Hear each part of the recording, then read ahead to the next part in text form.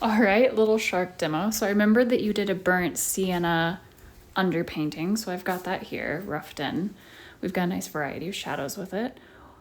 When doing the shark, I'm going to approach it as a bit of wet blending pretty much overall, and then we'll go back in and pump our highlights and shadows up. I like to start with my darkest area first since I'm mixing into it. I've mixed a bit of navy blue kind of with a deep purple. When it goes on top of that burnt sienna, it layers up really, really well.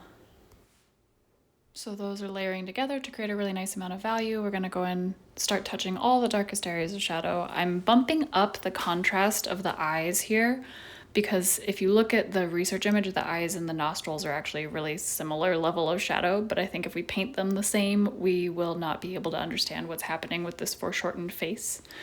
So I'm gonna play up the darkness of the eyes and soften the darkness of the shadows so they don't have such firm edges around the nostrils, just so that we don't mistake the nostrils for eyes.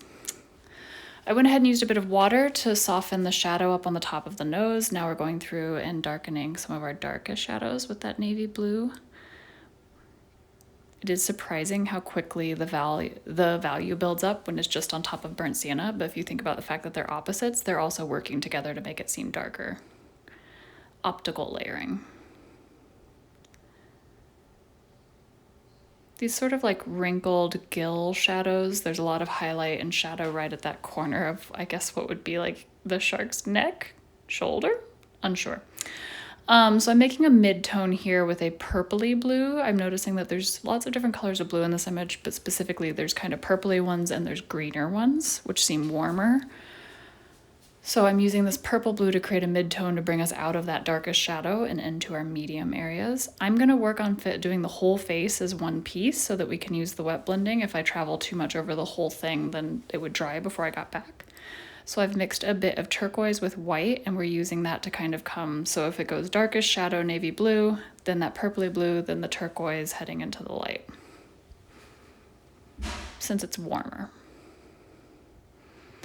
I'm trying to use some medium to make sure things stay kind of damp, and I'm working a little bit fast. I think this whole thing took me about 20 minutes. So doing the head here, we're trying to work fast enough that things can layer and blend on their own so we don't have to fidget so much with the brush work. That's the nice thing about wet blending, right? So you can see that maybe that seems too dark. We're gonna add a little bit more white in, and it's just going to softly blend right in because everything is wet and everything has medium in it.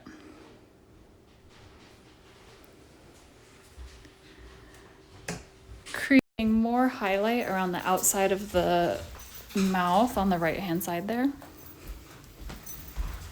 And then bringing it up and defining how that nose sits in front of the eyeballs, so that we're pushing the eye sockets back in space and pulling the front of that nose forward. There's sort of also like a circular cupping highlight underneath the nostrils that I'm emphasizing here.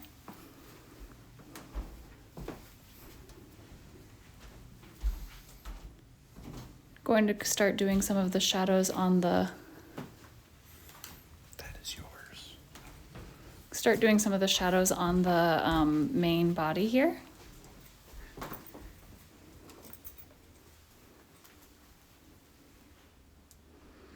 I'm outlining a few things as well as just focusing on blocking in shapes, only because it's gonna get really mushy in this blending area. There's a lot of fluid blending to be done. And also because if you look at the research image, like you want a very defined edge where it blends into the water or whatever is around it. So creating kind of that darker step of an outline or making it go to completely white is going to help it have a nice firm edge and help it contrast with the water that's around it. Sorry, our Alexa is confused. So especially with the fins on the top and the bottom, we're wanting to make sure we understand what order they're stacking in. So that middle one is the darkest, the front one is the lightest, and then the furthest to the right little fin is kind of in our softest midtones, a little bit lighter. I've washed the whole bottom half of the shark. There's like a line of light that I'm defining here. So I've washed it with a pale or translucent wash to help define that that's the top half and this is the bottom half. But then we want to make sure that we're also still getting that pattern that's showing through on the great white.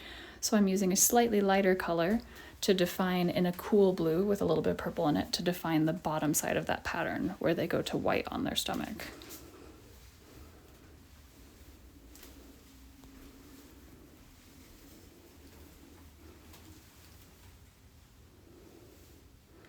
Now we're going to use a little bit more of the turquoisey blue to start blocking in a base for our highlights. Since it seems warmer, it seems brighter, that's going to help us kind of fake the light up here. I'm using big washing strokes and quite a bit of medium and a little bit of water in it to help with getting this sort of softly blended watery world.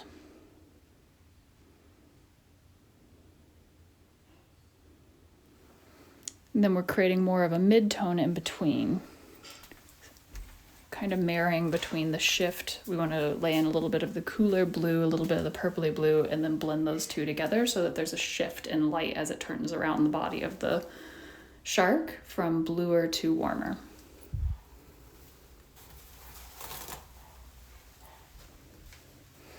Now we're going to start laying in some brighter highlights. We're still not pure white here, and I've got a bit of water in it, so it's going to be kind of chalky, washy, but I've added a little bit of the warmest blue.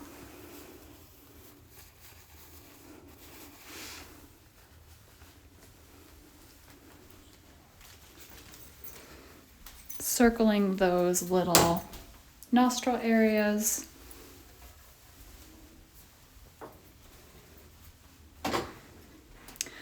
Now the brightest highlights in this that I see, there's a couple around the nose and the eyes. There's one right in front of that fin, and then there's one right on top of the back fin.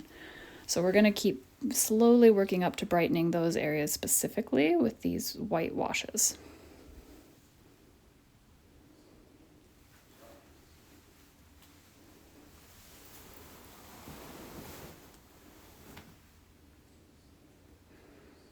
You can see kind of the color I'm working with. We're going to create a slightly darker one so that I can kind of blend out from some of those lighter areas and create softer blends so we don't get too choppy.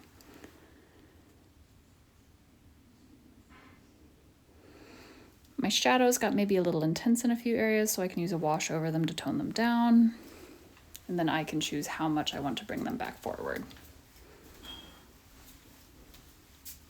Sometimes, especially when working with an underpainting, when it dries, it certainly goes darker than you thought it would.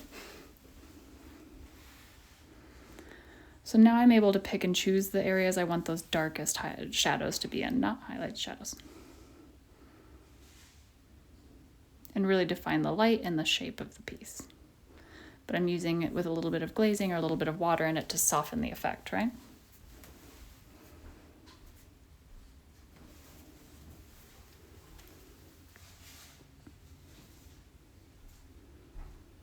Darkening this shadow, but now it's got a little bit of mottled light to it. It's not so flat.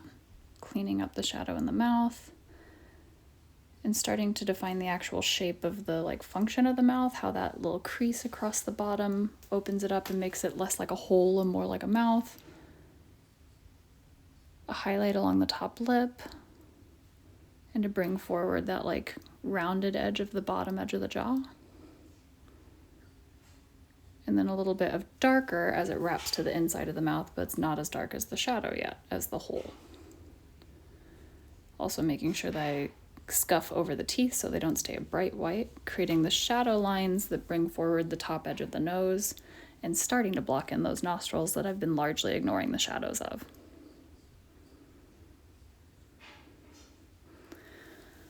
Heading into bright highlights, I've got my rigger brush out, which is a little tiny one. I've got quite a bit of medium to help with it, so it can have some room to travel, and carving out the actual bone structure here.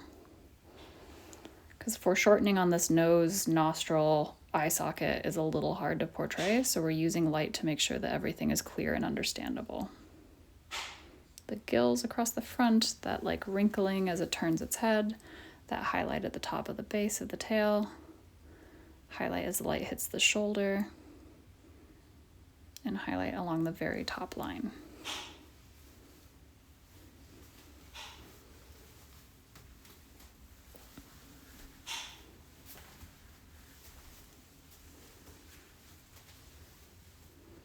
I'm also going to put highlight, so we're putting in the darkest section of the eyes here. This is my navy blue dipped pure. And then I'm going to kind of soften some of the shadows and then put a little medium in it and create softer shadows for the nostrils. But then I'm going to put a little white highlight right next to that darkest shadow that I did for the eyes. Not a like spot of light in the eye, but a little highlight right next to it will make it seem darker and help to draw attention there and not into the nostrils. And that is about where I'll call it. I hope that helps. Good luck.